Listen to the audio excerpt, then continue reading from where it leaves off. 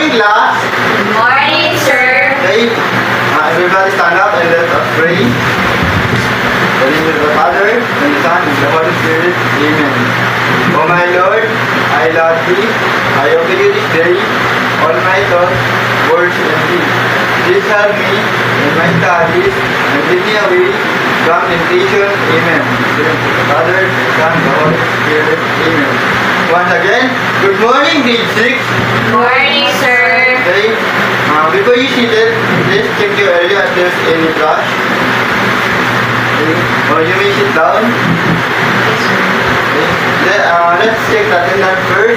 If there's any absent for today, No, sir. hey, that's good to hear. So, before we go to our topic for today, I'm going to discuss you our classroom rule. So, our rules for today is, first, we listen to the teacher.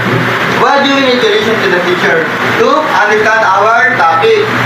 Next, we are nice to others.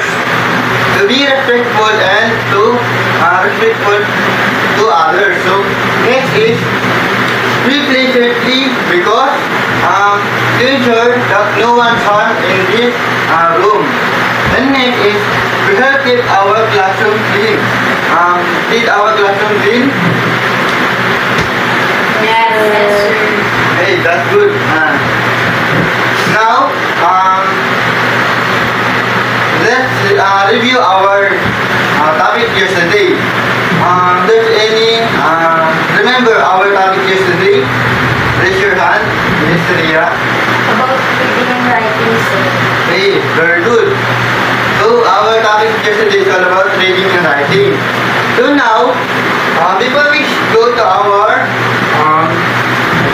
main topic, I have here a word. So all you need to do is to say the opposite word of this or the antonym of this word. So first, the big. So what is the antonym of big, everyone?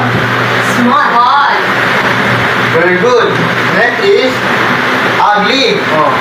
What is the opposite word of ugly? Pretty. Very good. Next. Tall. Oh, what is the opposite word of tall?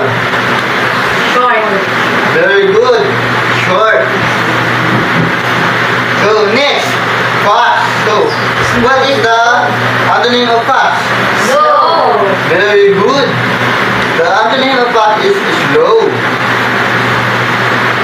Next, the word